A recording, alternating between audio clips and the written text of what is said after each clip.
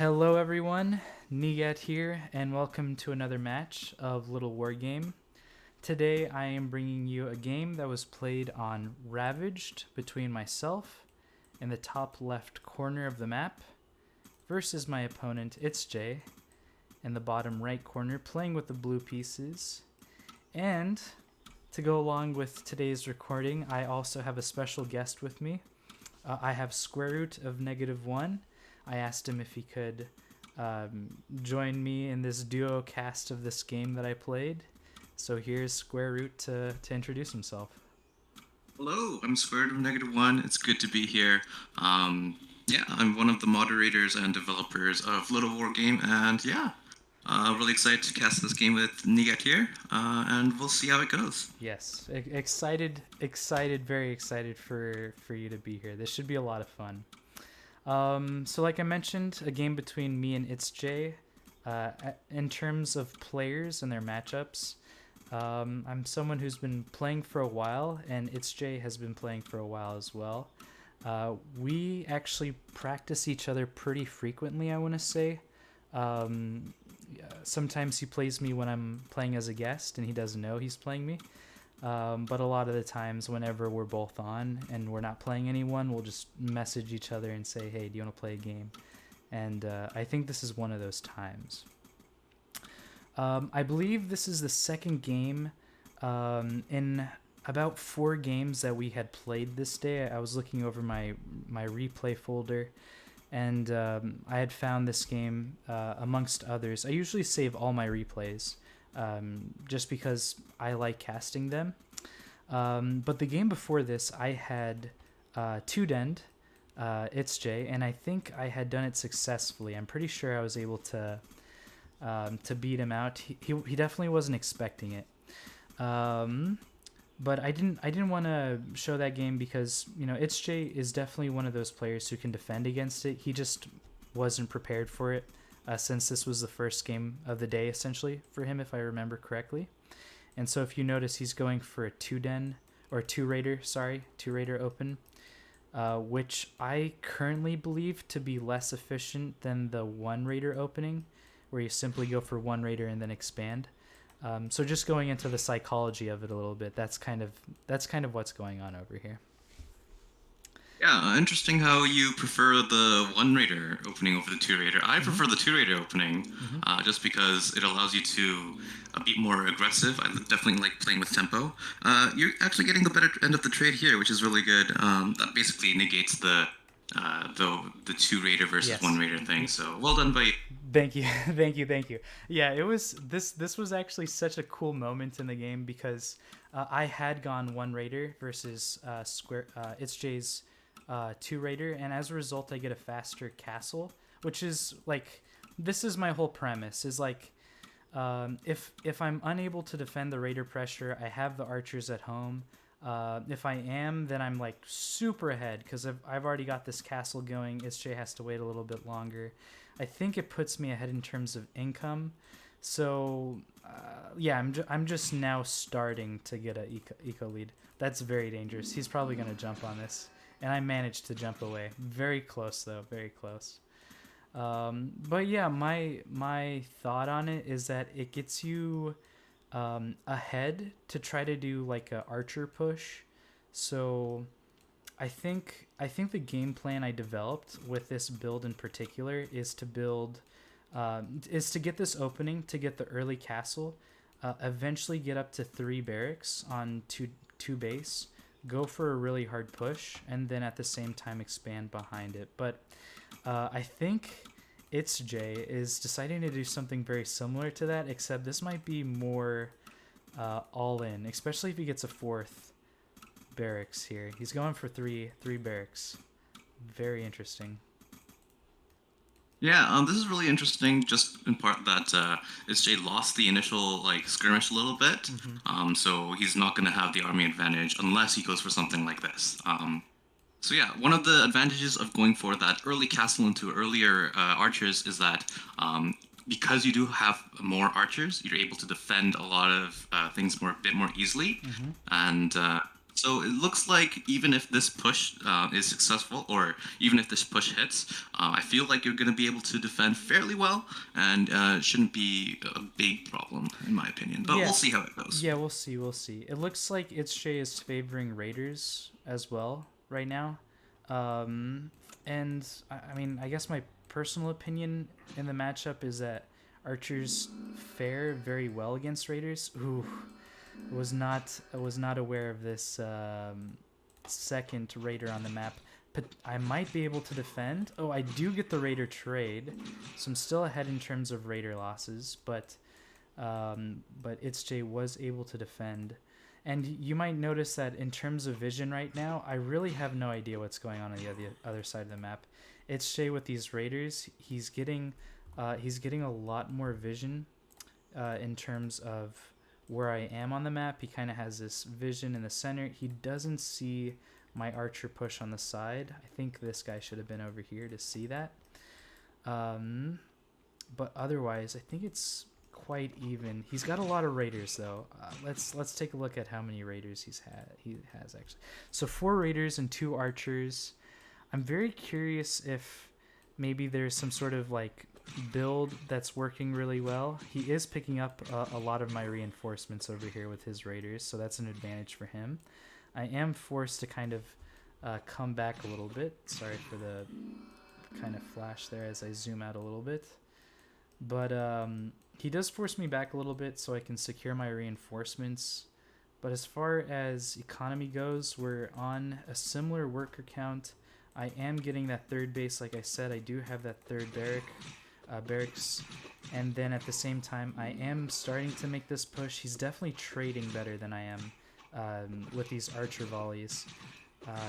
I'm able to kill another raider, and I'm able to kill another raider. So that puts me ahead in terms of eco, I want to say. He's probably lost a lot more units than I have. 7 raiders is a lot of raiders to lose. But he is definitely winning this archer war. And I think that's due to the fact that he had all these barracks producing. But we're on a similar barracks count. If I remember correctly, we're at 3 right now. Yeah. So one of the big things that ItzJ kind of failed to do was use his raiders effectively. I feel like not getting the move up properly, and also the one move that he made correctly was cutting off those reinforcements. But other than that, the raiders were a little bit not as good as they could have been. At the same time, just because your third base is a lot quicker, looks to be an advantageous position for you. These archers, pushing up a little bit too far, gonna take some damage for their efforts, and gonna have to retreat all the way back home, or at least to these reinforcements with their tails out back. Yeah, a little bit. I might have a better concave here. Now it's 7 workers, 7 archers, 6 against 5. It looks like so.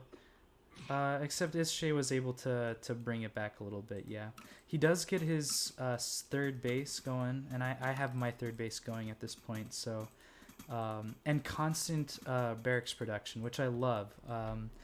Actually, this is a lesson I had to learn pretty recently, I want to say. Ooh, I love this move. So okay, here's my psychology, or here's my thought process in terms of this mage guild here.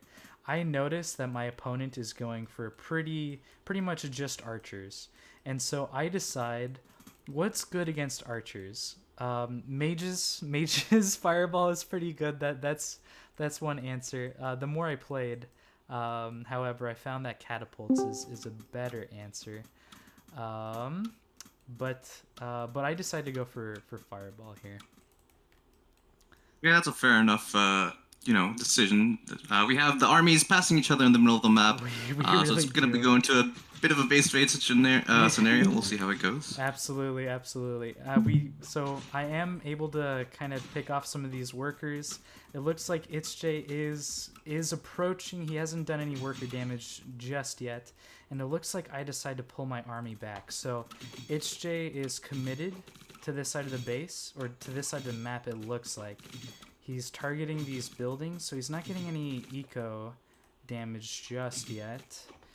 And he is he's kind of just pushing. So okay, I'm curious if ItzJ is looking at the map, because I've kind of left his base alone, but I think he feels like I'm trying to put some pressure on him. But so my thought process is if I can go back home and kill the army that's here because he's committed so hard to my base, then I'm going to be in such an advantage because this army is very expensive. It's like probably maybe like 600 gold in this, in this pocket alone. So if I can take that away from my opponent, then I have a huge advantage. Sorry again for that zoom in flash. Got some units in Okay. Yeah, I think results-wise, obviously, tell the tale, but I'm not sure if I would have done the same if I was in your situation. It just takes so much it takes so much time for your army to go all the way back. But yeah, I mean, it works out. You completely clear out the army, which is really good. You keep your second natural alive, and you also have a tech advantage with mages coming up. So it works out in the end. But yeah, I feel like just because it takes a long time for your army to get all the way back, it might have been a little bit difficult if ItzJ was aware that your army was coming back and then was able to escape with it. Yes, I absolutely agree. Yeah, if ItzJ was able to do the damage he had done, and then able to retreat out of there without taking too much damage in return, then yeah, absolutely. He would have basically just gotten this for free. So you're right. I think I did take a little bit of a risk having to kind of respond to ItzJ's attack. I will say just because of how things kind of came out as a result, ItzJ doesn't have much of an army now. He lost about... Let's take a look at that. He lost about 1,000 more resources than I did, based off of the trades that we had been making so far. And then again, if I'm able to kill these reinforcing workers that come in, I think that's going to put me even further in terms of economy. I have about 5 more workers than my opponent does, trying to get a 4th base as well. That is something I am noticing in terms of my own play. I do tend to prefer to become economically ahead rather than like ending the game. I'd rather be rich than end the game is what I'm noticing in a lot of my games. There's a case to be made here that I should be prioritizing tech since I've done so much damage already. And speaking of which, where are my mages, right?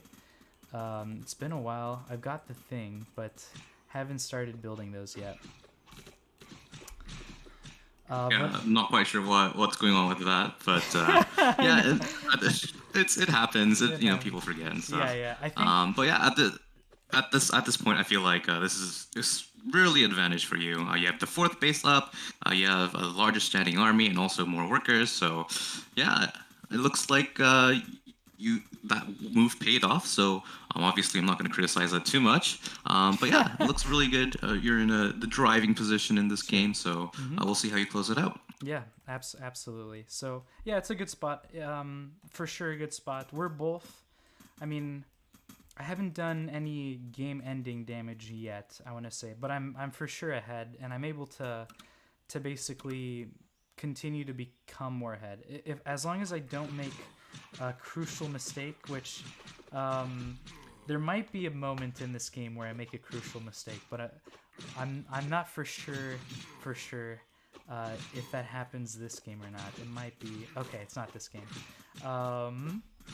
So there is a game where it became extremely close between me and ItzJ, and I had done the same thing that I'm doing now, which is he had gotten a lot of archers and I had gotten a lot of mages, and here they are. But I had forgotten to research Fireball, and there was one major engagement where that would have been extremely beneficial. But that's not the case right now. We're actually both on mages. I didn't see that earlier, and now he's researching the tech. It's about to finish up. But as you can see, I'm pretty much able to corner his units here. We both still have the 3-base economy. Was not able to micro that. I think I was looking away. I was looking away so I could get a 5th base. Oh boy. Definitely like being rich in this situation. But now I try to do a little bit of damage to these workers. Definitely shot these a little bit prematurely, I want to say. Especially when you could get some fireballs that are kind of like this, where you can get them onto a lot of workers and start killing a lot of workers. But definitely at this point, I have twice as many workers than my opponent does. ItzJ here, as well as an additional 2 bases. This will mine out pretty soon. It will. But yeah, definitely the 2 base advantage with a lot of mages here. Yeah, and basically the supply state, let's say, tell the tale here. 124 to 50, so things aren't looking good for ItzJ here. Valiantly fought, but yeah. Oh yeah. Just the mages didn't really come out in time, and also just losing that army across the map spelled disaster for ItzJ. And yeah, I expect to see GG anytime soon. Yep. I mean, really good manners from ItzJ to be staying in the game this long. But as you can see here, he calls GG, and that is the game right there. Super cool to watch. Basically, I mean, how frequently do we have a Rax versus Rax? Especially when ItzJ is on the field. Kind of a cool story there, seeing how he's gone from someone who typically played mech to now expanding his playstyle and playing Rax and sometimes Beast. It's very exciting, very exciting. And then always good to learn things, take things away from these replays regarding tech. Oh, it looks like I was going for a catapult follow-up to that as well. All right, Sqrtofneg1, thank you so much for joining me in this cast. I really appreciate having you here with me, and I really enjoy watching your videos. You have a series going on called Guess the Guest. That's something I've participated in a couple of times, and I'm excited every time one of your videos comes out. If you're watching this video, definitely check out Sqrtofneg1's channel as well. He's such a good content creator, such a great moderator for our community as well, especially with this game. We have done a podcast together before, which I thought was so cool that we had done that. And then AC had said this on the Discords, but most of the patches that Littlewargame has been getting recently has come from Sqrtofneg1. So thank you again for being so involved in the community and casting and being so knowledgeable about the game. And I really appreciate having you. It's Sqrtofneg1. Yeah, the pleasure is all mine. I really enjoy, I really enjoy the community. I really enjoy the game. So, obviously, I have other things to do, but I do like to spend a lot of time and effort into the game. So it's always good to, have other people as well. It was really fun to, just play some games with you guys, and yeah, this casting thing was pretty fun too. So Yeah. Yeah, it was great. Great. Thank you, Sqrtofneg1. Guys, if you liked the video, please leave a like. If this is your first time here, make sure to subscribe for more videos, especially with more content like this. All right, see you guys in the next video.